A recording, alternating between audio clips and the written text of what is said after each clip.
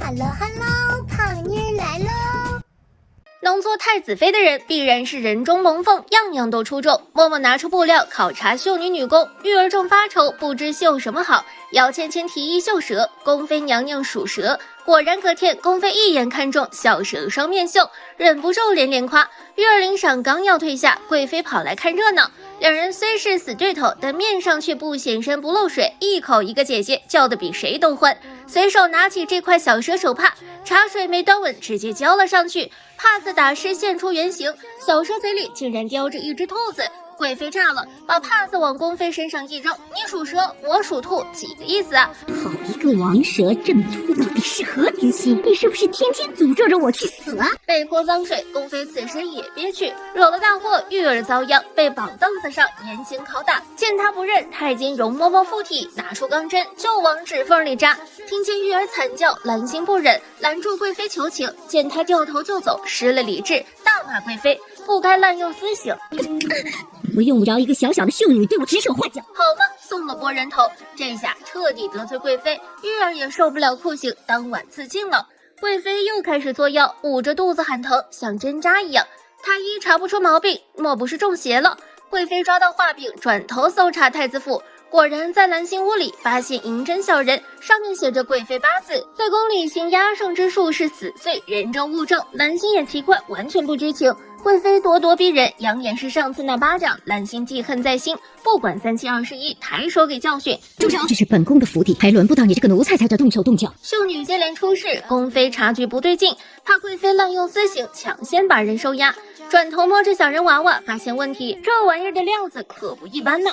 摸一查，好家伙，这种布料叫做天蚕金丝，香罗国特有，整个太子府除了金碧瑶，没人拿得到。证据确凿，金碧瑶哭着饶命：娘娘，是我做的，我上面的八字写的就是兰心的，但我不知道怎么就变成郑贵妃的了。金碧瑶承认自己记恨兰心，扎布人只是想让她大病一场，可没想到吃了没文化的亏，八字写成了贵妃。宫妃纳闷，一个边塞公主怎么会知道汉人的巫蛊之术？滚烫的蜡烛滴满手，这变态手法让人心惊。贵妃不讲武德，动用私刑，想屈打成招。宫妃暗中查出扎小人是金碧瑶干的，对方也不藏着，坦言几天前碰到姚芊芊。原来这一切都是贵妃跟姚芊芊的阴谋，听从姨妈吩咐，有意让玉儿绣蛇，再从中做手脚，上演蛇吃兔子的戏码。随后又故意在金碧瑶面前演了出戏，让这个塞外公主知道巫蛊之术，成功把自己置身事外。小姐，你真是高明，这个呀叫一箭双雕，既可以除掉兰心，又有金碧瑶能替死鬼。宫妃这才知道，最近两起事件是贵妃自导自演，早就料到贵妃会安插眼线进宫参加选秀，但没想到这人竟是姚芊芊。眼看滴蜡烛没作用，公公拿出钢针，得亏宫妃来得及时救下二人。妹妹真是费心了，真相我已经查明了，这布娃娃上的笔记不是上官兰心的，而是姐姐。不等人说完，贵妃心虚打断，听出对方警告，为保住姚芊芊，这事儿只能算了。太子选妃，香罗国公主金碧瑶候选人之一，人如其名，个性招摇，最喜欢出风头。选妃当天，扬言自己琴棋书画45经啥都会，可一开口就是床前明月光，疑是地上霜，让在座的秀女们笑掉大牙。床前明月光，疑是地上霜，举头望明月。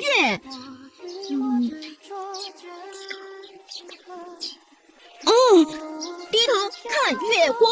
4句还错了1句，3岁娃娃都会，也不知道这姑娘炫耀啥。显摆不成，脸丢了个精光。姚芊芊忍不住抢风头，表示自己会对脸。前2道题对答如流，一时之间风头无两。可当第3题，宫妃出了个上联：天上月圆，人间月半，月月月圆逢月半。姚芊芊瞬间哑火，答不上来。所有秀女没一个吭声的，见不得姐妹这么低调，梅儿把上官兰心领了出来。今年年底，明年年初，明年年底接年初。好家伙，直接秒杀！姚芊芊脸疼，才墨双全，还不争风头，是个好苗子。宫妃越看越喜欢，被人抢了风头，自己却丢尽脸。金碧瑶羡慕嫉妒恨，发誓要找回场子。太子妃这个位置是我的，你们谁也别想跟我争。隔天，画师来画像，金碧瑶特意花重金打扮了一番，伏额抬手凹造型，天下我最美。可兰心却一脸忧伤，画师自己挚爱，如今两人见面只能装作不认识，造大孽。看着定情信物，眼泪止不住，梨花带雨的模样让人心疼。众多画像中，太子却一眼相中兰心。这姑娘气质出众，可笑起来眼睛里怎么有丝淡淡的忧伤？一听人叫上官兰心来了，好奇，迫不及待想见真人。面见太子时，秀女们个个锦衣华服，珠翠满头，巴不得太子一眼记住。可太优秀的人向来容易遭嫉妒。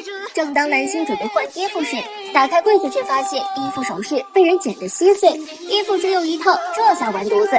太子找了一圈没见着人，正失望，只见兰心一身素衣出现，不施粉黛，不带金钗，清水出芙蓉，跟那群莺莺燕燕相比，气质尤为出众。太子直接沦陷，贵妃忍不住找茬，人家个个盛装打扮，就你穿成这样，会有谁呢？太子殿下和2位娘娘身份何等尊贵，任何装扮和事物在太子殿下和娘娘面前都是俗物。兰心她亵渎了太子殿下和2位娘娘，才斗胆不做任何装扮。好，说得好。有美貌就算了，情商太高，爱了。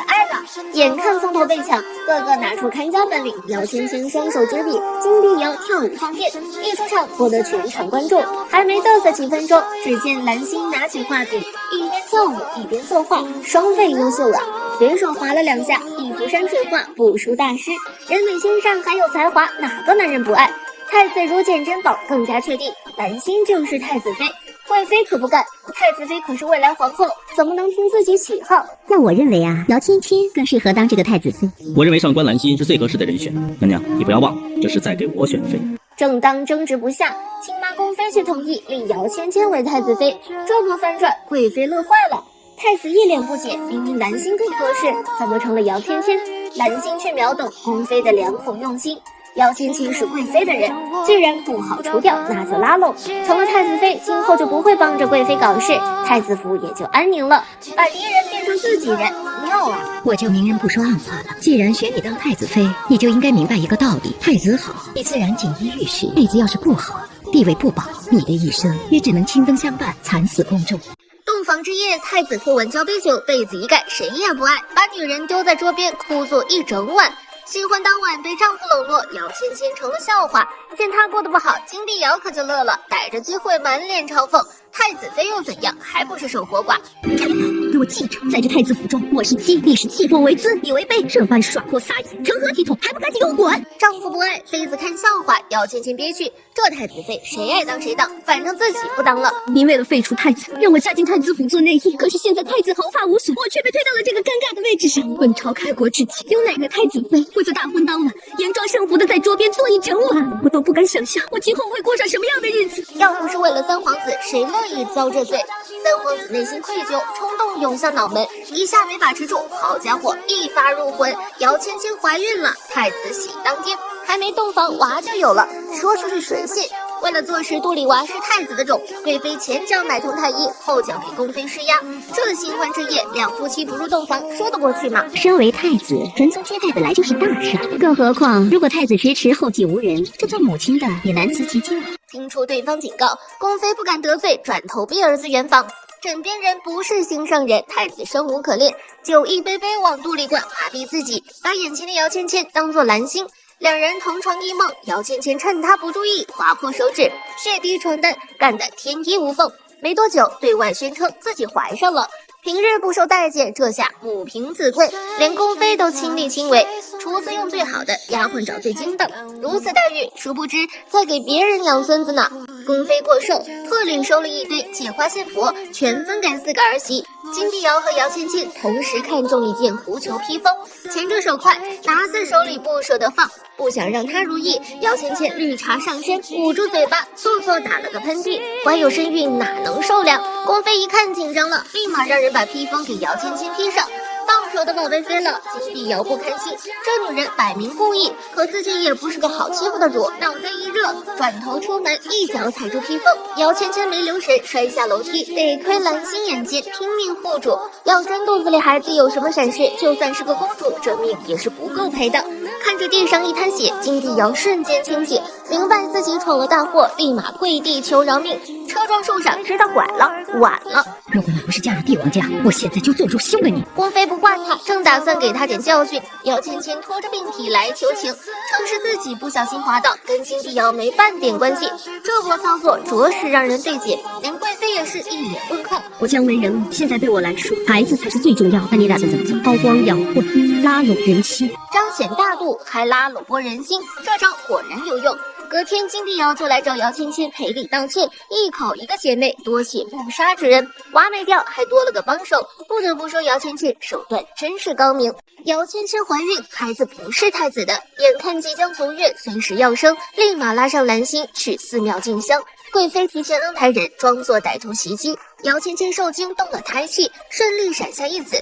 回到太子府，借口受惊早产，蒙混过关。第一次当爹，太子乐得合不拢嘴，看着熟睡的儿子，心都化了，伸出手不敢碰，生怕戳伤白嫩嫩的小脸。太子疼宫妃爱，把人围了一圈。曾经不受宠的姚芊芊，这下母凭子贵，彻底大翻身。太子妃的位子算是坐稳了。2月9当天，小皇孙成了众星捧月，胖嘟嘟的小脸萌翻众人，大家都围着孩子转，其乐融融。只有三皇子一脸郁闷。皇帝下朝赶来，抱着粉嫩娃娃不肯撒手，看着小皇子直接来了句：太子，说老实话，这孩子长得可不像你啊。一旁的三皇子偷着乐，贵妃心里一咯噔，赶紧找补，孩子都像娘。谁知皇帝瞥了一眼太子妃，也不像啊。这话一出，几人魂都吓没了。花儿像朕啊！你们看这孩子鼻子这眼睛，这一个活脱脱的朕嘛。说话大喘气，吓死人。姚芊芊松了一口气，借口要休息，赶紧把孩子抱走，自己的儿子却不能相认。三皇子心不甘，偷偷跑来。我什么时候才能告诉全天下的人，这是我的儿子？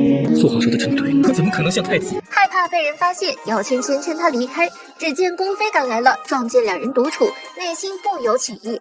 太子妃生下三皇子的儿子，瞒过所有人。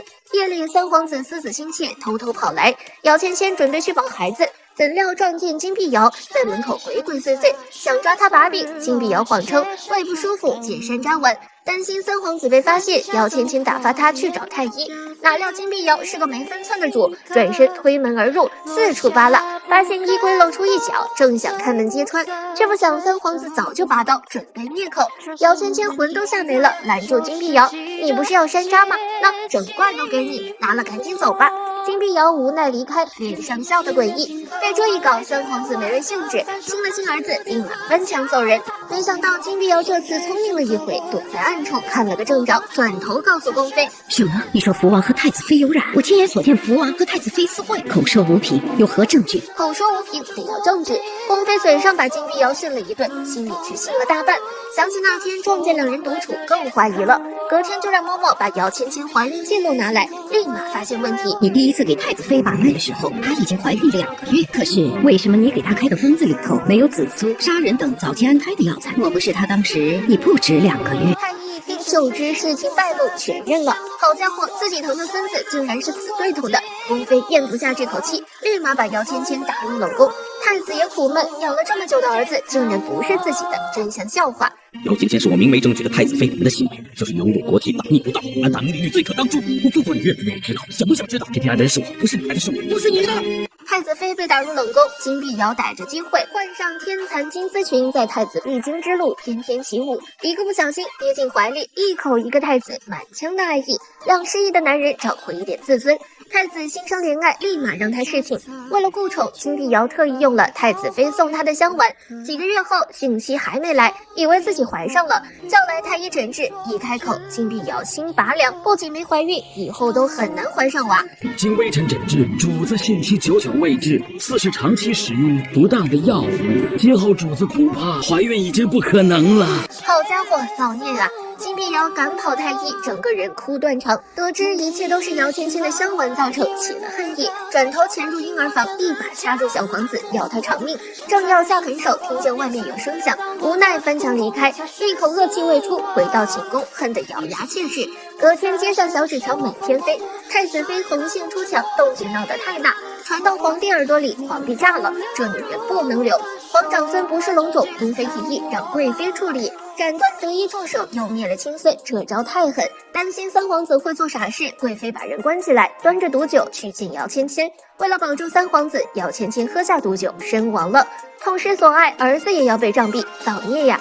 兰心怀孕，听听闻麝香，孩子保不住，除非催生。大人身子弱，可能2个都不保。太子果断拒绝，宁愿不要孩子，也不想与人冒险。兰心清楚，没有孩子证明不了清白，再险也要试一试。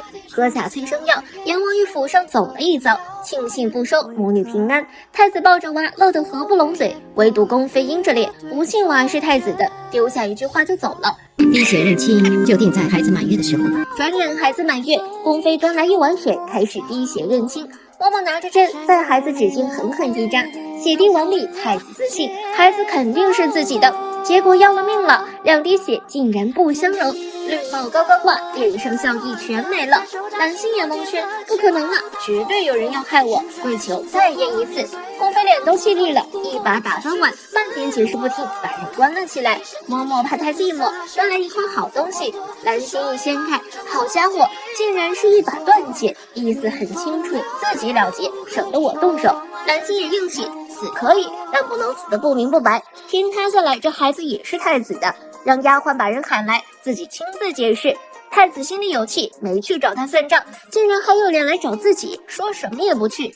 姚芊芊心思缜密，发现不对劲，一摸碗里还真有东西，立马找到兰心，请你把它交给太子，如果太子不来，兰心便了断自己的心，犹如斩断自己。姚芊芊找到太子，拿出断发，跪求见兰心一面。毕竟爱过，临死前给次机会。兰心哭着求太子再验一次，就能真相大白。真相到底什么才是真相？太子不愿意相信兰心。见这狗男人倔得很，就是不信自己。横竖是个死。兰心拿起剪刀想要自刎，太子情急一把夺过，怎料没注意割破了手。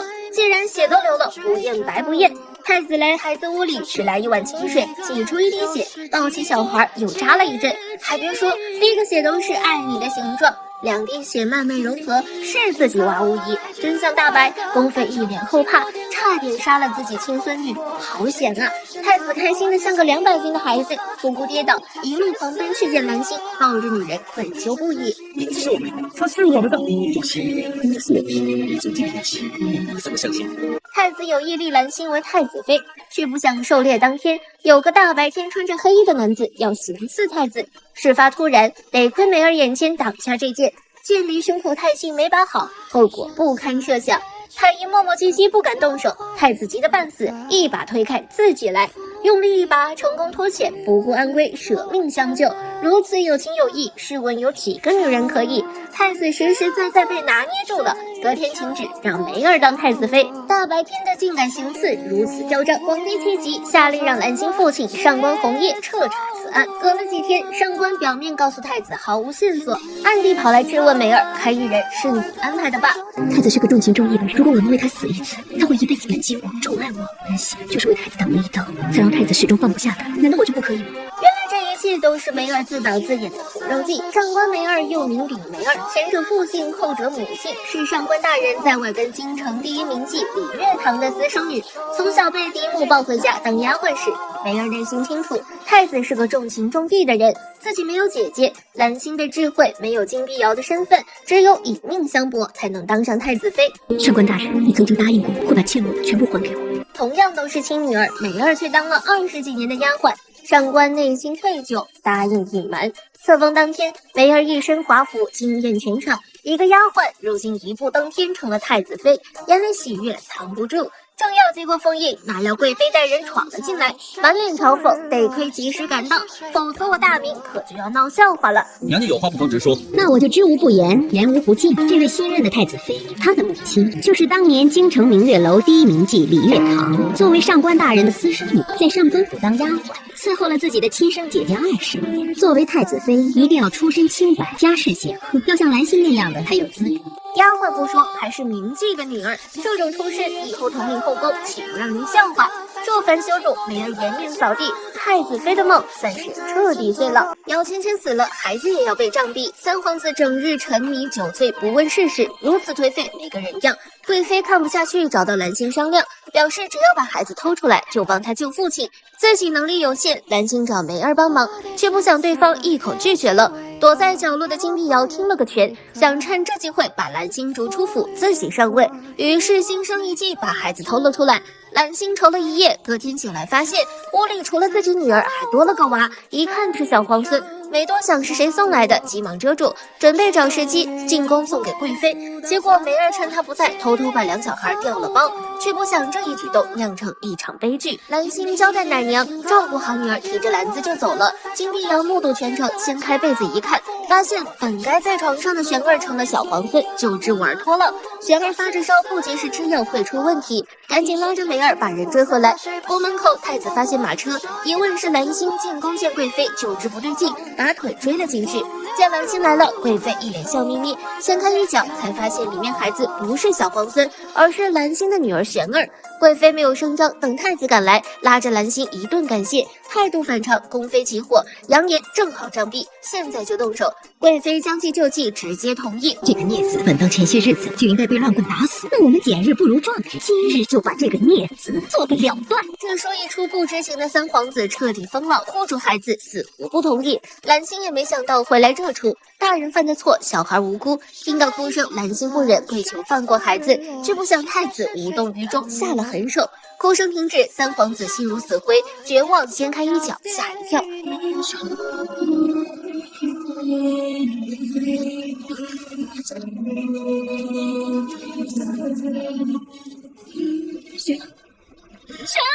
大爷！造孽啊！亲手害了自己女儿，太子彻底癫狂，抱着女儿尸体去找太医。几人轮番看了一遍，孩子早没了气，无力回天。太子绝望，明白贵妃早就知情，宫妃恨得咬牙切齿。失去女儿，蓝心彻底疯了，抱着小皇孙喊玄儿。隔天一早，两人失踪，太子四处寻找，一无所获，失去最爱，悔断了肠。10年过去，太子依然对蓝心念念不忘，整日借酒消愁。金碧瑶听说宫里有个道士擅长招魂，让丫鬟把人请来，一解太子相思之苦。只见道长拿着桃木剑划了2下，白布上蓝心出现。太子激动得泪流满面，听闻蓝心已经去世，内心愧疚，却不想这一幕被梅儿看到，一眼看穿金碧瑶的目的，用丫鬟假扮蓝心，骗太子留宿，好手段。太子整日沉迷其中，正事儿不干一件，反观三皇子飓风地历练，一身军功凯旋，这一对比高下立见。皇帝起火，直接把太子贬去激让反省，死去凶多吉少。宫妃这才后悔当初不该阻止两人。见他自责，梅儿忍不住坦白蓝心没有死。原来蓝心对太子失望，对后宫生活绝望，这才装疯卖傻，让梅儿送他离开。从此在尼姑庵带发出家，解铃还须系铃人。如今唯有蓝心能劝太子振作。贵妃拖着病体来尼姑庵，后悔的直流泪。为了儿子，这个风光了大半辈子的女人，终于低下了头，跪求蓝心回宫。隔天，蓝心换回宫装，回到太子府。金碧瑶撞见，慌了神。没想到10年过去，他还活着。见蓝心回府，宫妃彻底放下心，为保儿子性命，决定自尽。因为只有这样，皇帝才会让太子回京守孝。交代完遗言，头一歪，断了气。太子在外受苦，大病了一场。迷迷糊糊见到蓝心，还以为自己做梦，抱着女人不肯撒手。一旁的梅儿此时也看透，蓝心在太子心中的地位无人能及。爱人终于回来，母亲却走了，造孽啊！太子跪在灵前，崩溃不已。太子登基后，所有人都忙着谈恋爱，只有郑贵妃一人认真搞事业。为了让儿子坐上皇位，不惜重金搜罗天下美女，企图迷惑皇帝，从而达到美色误国的目的。经过重重筛选，严格调教，选出8名奇女子，其中当属幽灵儿，江南出了名的美人，一手霓裳羽衣舞跳得更是一绝。皇帝看直眼，此女子要样貌有样貌，要身段有身段，梅儿瞬间危机感爆棚。隔天换上同款白裙去御花园偶遇，打扮清新俊逸，跟以往不同。皇帝顿时来了新鲜感，夜夜宠幸梅儿。蓝心无心争宠，可金碧瑶坐不住了。为了重获圣心，每天跟着幽灵儿苦练霓裳羽衣舞，奈何天资愚笨，扭来扭去，学得不伦不类。这舞太难了，压根儿学不会。想到梅儿日日专宠，金碧瑶更急了。再不抓紧，这皇后的凤冠迟早会被梅儿抢走。让灵儿扮成主子的样子，跳霓裳羽衣舞，等跳完了，让灵儿下去，就足以趁机上来服侍皇上。等会跳的时候，就可以亲自跳给皇上看了，这样神不知鬼不觉，不就会应验来了吗？金碧瑶一听，这是个好办法。晚上喊来皇帝，扬言要献舞。音乐响起，只见一位蒙面女子身穿雨衣出现，舞姿曼妙，眼睛勾人，一举一动活脱脱女妖精。皇帝失了魂，几个旋落，面纱不小心脱落，美貌惊艳。看清女子是幽灵儿，皇帝没有挑破。一舞完毕，幽灵儿不动声色，戴上面纱退下。金碧瑶躲在帘子后，毫不知情。皇上，刚刚碧瑶跳的怎么样啊？爱妃冰雪聪明，一学就会，就算杨贵妃在世，也没有爱妃跳得好。那皇上要是喜欢，那就夜夜来碧瑶这里好吗？好啊，朕夜夜都来。自此，皇帝夜夜留宿，幽灵儿毫不避讳，干脆面纱都不戴，敞开了跳。铁憨憨金碧瑶被蒙在鼓里，还以为自己计划天衣无缝，却不想男人的心早跑了。隔天一道圣旨下来，金碧瑶还以为自己要加封，结果却是封幽灵儿为妃。小小的丫鬟，如今一步登天，成了主子。金碧瑶这才明白自己被摆了一道，气得牙痒痒。皇帝天天往幽灵儿寝宫跑，灵儿跟金碧瑶这回心塞了，两人争来争去，争了个寂寞，但最后便宜了别人。看着两姐妹，金碧瑶内心愧疚，要不是自己引狼入室，皇帝也不会迷了心。不想便宜那狐狸精，提议让蓝心抢回来，却不想蓝心无心争宠，表示这是天意。岁月催人，早晚留不住赏花人，要什么男人？姐妹情，它不香吗？贵妃设宴，邀请三姐妹吃饭，二话不说，端起酒杯就是干，这架势谁顶得住？没过多久，三人趴在桌子上，醉得不省人事，只有贵妃笑得一脸诡异。皇帝找不见蓝心，内心苦闷。幽灵儿适时出现，带回寝宫，叫上7个姐妹一起跳舞助兴。满屋子的女人，皇帝迷了眼。幽灵儿趁他不注意，偷偷在酒里下药，一杯接一杯，皇帝越喝越兴奋。另一边，三人一觉睡到天亮。回宫路上，蓝心越想越不对劲。金碧瑶喝酒这块就没说过，怎么这次没喝几杯就醉了？金碧瑶一细想，慌了神，自己千杯不醉，莫不是下了迷药不成？怀疑贵妃耍阴招，三人立马赶回宫，发现7个宫女整宿都不在。一听大臣已经等了2个时辰，皇帝还没上朝，三人顿觉不妙，赶紧冲去幽灵儿寝宫，推开门傻眼了，8个女人衣衫不整躺一地。金碧瑶气急，把人全轰走，试图叫醒皇帝去上朝，可床上这位却一动不动。喊来太医才知道，昨天操劳过度导致昏迷不醒。金碧瑶直接炸了，一巴掌呼的幽灵儿倒地。把这8个妖媚惑众的贱人给我抓起来！皇帝一病不起，吃什么药都不管用。贵妃见机会来了，立马找来道士献上红丸，称是仙丹。却不想这玩意儿不是续命丸，而是催命丸。皇帝吃后直接吐血倒地，交代完后事，眼睛一闭，驾崩了。苦等帝位19年，38岁登基，3位仅仅29天，造孽呀！金碧瑶怒气直拉满，顾不上伤心，提着剑冲去冷宫，一脚踹开门，7个宫女躲在角落瑟瑟发抖，一见一个，谁也逃不过。姐姐动手吧，你想死个痛快，没那么容易。看你这张妖媚的脸，还怎么去害人？几刀下去，幽灵儿的脸算是彻底毁了。之后，金碧瑶回到寝宫拔剑殉情。这位霸气骄纵的异国公主用死亡祭奠自己的爱情。皇帝死后，贵妃立马起兵，让儿子抢夺皇位，却不想福王自姚芊芊死后无心争斗，留下一封书信回了封地。自古忠孝两人，为了天下苍生，儿臣不逆不孝，自知无颜面见贵妃，谢意反贵妃，天道有诈，不可强求。